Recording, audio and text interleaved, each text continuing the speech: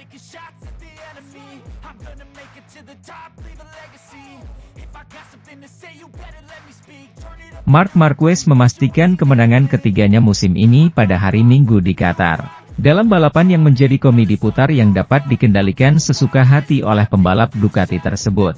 2 minggu setelah kecelakaan di Austin, saat ia memimpin balapan dengan selisih lebih dari 2 detik. Marc Marquez memiliki lebih banyak pekerjaan daripada yang diinginkannya pada hari Minggu ini sebagai akibat dari start yang sangat sibuk, yang ditandai dengan tabrakan antara dua bersaudara dari Cervera, Lleida.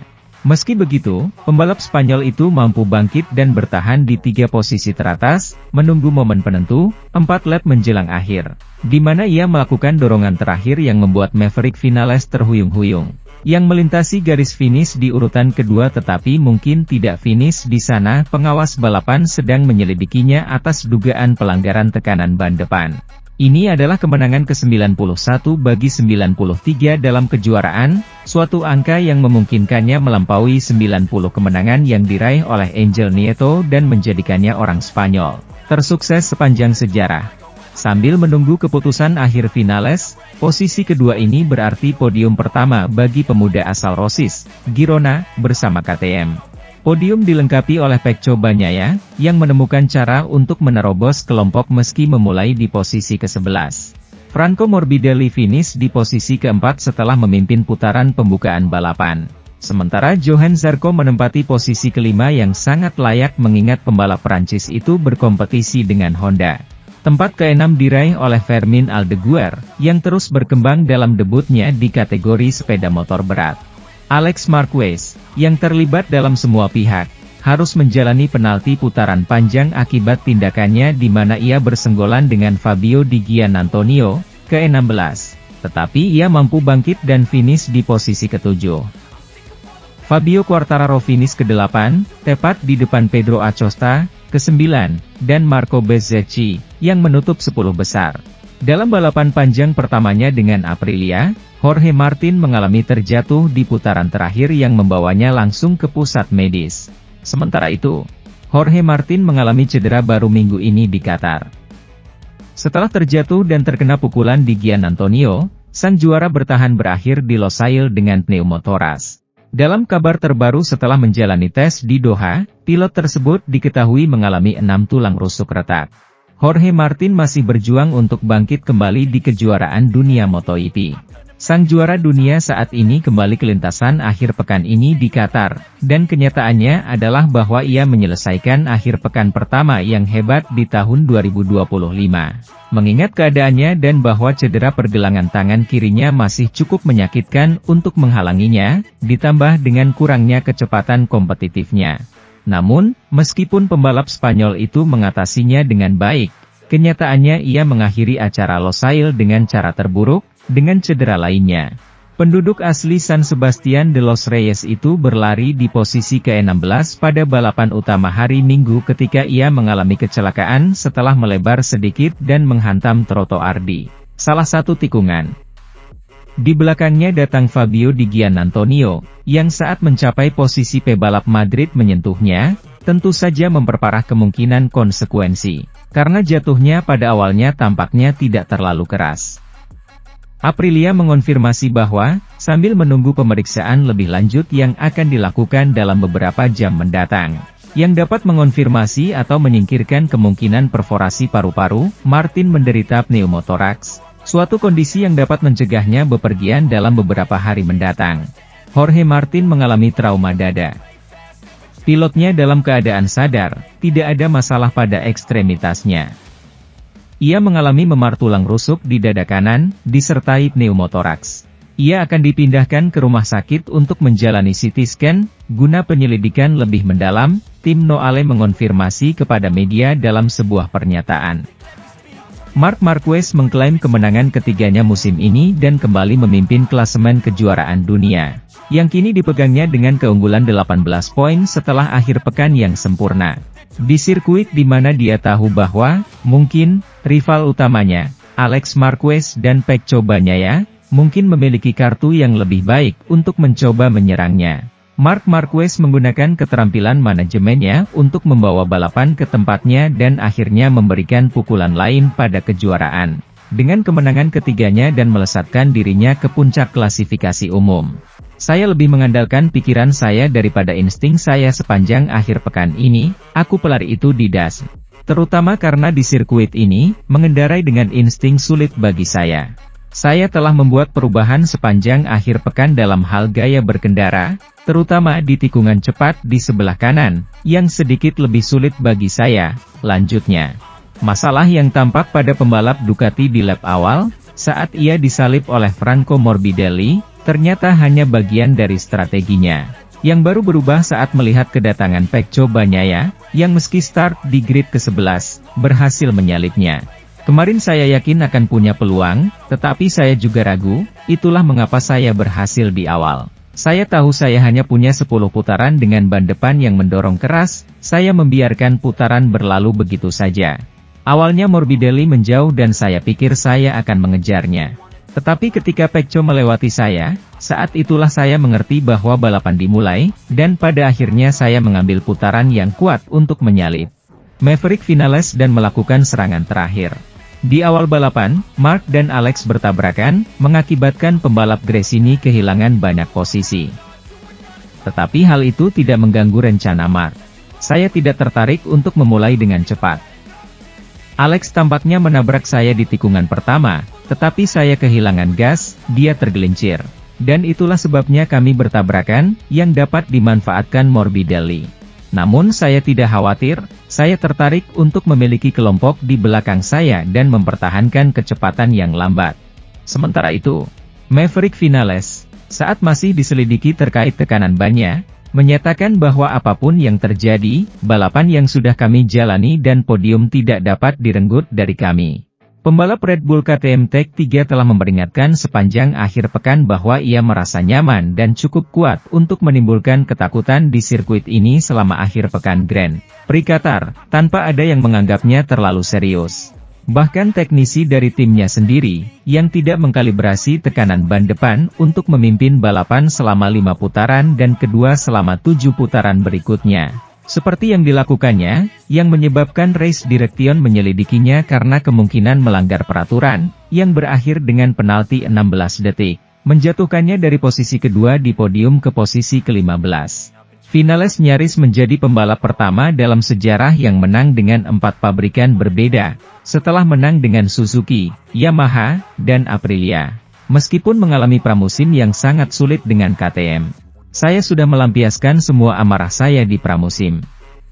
Saya benar-benar ingin melanjutkan proses ini berlangsung sangat cepat, dan itu penting. Jelas bahwa saya sudah bisa melihat kekuatan saya sekali lagi dengan motor ini, begitu pula dengan kelemahan saya. Saya merasa sangat baik sepanjang balapan, jelas sang pembalap. Saya membuat kesalahan kecil di tikungan ke-6, saya melebar dan Marc Marquez menyalip saya. Saya ingin memperlebar jarak saat memimpin, dan saat itulah saya menggunakan banyak ban. Namun, melalui kesalahan-kesalahan dan balapan-balapan inilah Anda belajar memahami motor.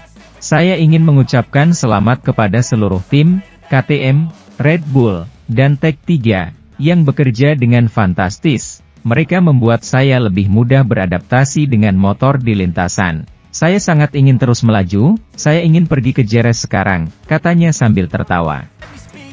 Marc Marquez mulai menebus kesalahannya di Qatar 2 minggu lalu di Austin, dengan kemenangan sprint keempatnya berturut-turut. Sebuah spesialisasi di mana musim ini tidak ada pemenang selain 93. Kemenangan ini sangat membebaskan bagi pembalap Spanyol itu dari Ducati dan sangat terbuka untuk kejuaraan jika kita memperhitungkan bahwa kemenangan itu terjadi di salah satu sirkuit yang, karena profilnya, paling tidak cocok untuk gaya berkendara dan kondisi fisik Marc Marquez.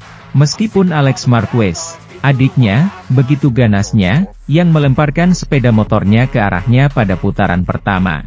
Anak tertua dari saudara Cervera, Leida, itu mengendalikan balapan setiap saat, mempertahankan 73 sejak lampu lalu lintas padam hingga bendera kotak-kotak. Dengan hasil ini, Mark kembali memimpin klasemen umum, yang kini diunggulkannya dengan selisih 2 poin atas Alex dan 21 poin atas Pecco Bagnaia, yang tertahan di barisan setelah harus memulai dari posisi ke-11 dan hanya mampu finish di posisi ke-8. Franco Morbidelli, sangat tajam di awal kejuaraan dunia, menyelesaikan podium balapan pendek meskipun mendapat tekanan, terutama di lap terakhir, dari Fermin Aldeguer dan Fabio Quartararo, kelima. Pebalap Prancis itu, yang berhasil membawa Yamaha-nya ke baris terdepan saat kualifikasi, menahan serbuan terakhir pembalap Murcia itu bagaikan babi hutan. Meskipun sebuah ketakutan di tikungan terakhir lintasan Qatar membuatnya menyerahkan posisi keempat kepada pembalap Gresini itu. Fabio Di Giannantonio semakin kuat, meskipun dia tidak dapat bersaing untuk podium, dan melintasi garis finish di urutan ke-6. Dengan keunggulan lebih dari 5 detik atas Ai Ogura, ke-7, yang sekali lagi menawarkan penampilan luar biasa dan, sekali lagi, menjadi yang pertama di antara perwakilan Aprilia. Pria Jepang itu berkembang pesat setiap kali ia memasuki lintasan. Dan pada kesempatan ini ia bahkan berani menghadapi juara dunia 2 kali seperti Bagnaia. Marco Bezzecchi finish ke-9, sementara Maverick Vinales finish ke-10, tepat di depan Pedro Acosta, ke-11. Sementara itu, tidak ada yang lebih bernasib buruk daripada Pecco Bagnaia dalam hal menabrak ban dalam kondisi buruk. Pembalap Ducati, yang mengakui memiliki keterbatasannya sendiri, menunjuk masalah itu lagi. Situasi ban pembalap Ducati itu benar-benar mengkhawatirkan, karena dia mungkin pembalap yang paling tidak beruntung dalam beberapa tahun terakhir dengan ban yang rusak. Sebuah masalah yang tidak ingin diketahui oleh satu-satunya distributor, Michelin.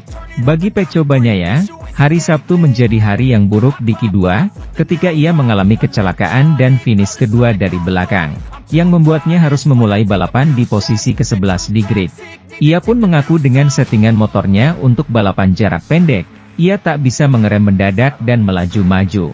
Hasil akhirnya adalah ia finish di posisi ke-8 di garis finish, lebih dari 10 detik di belakang pemenang, Marc Marquez.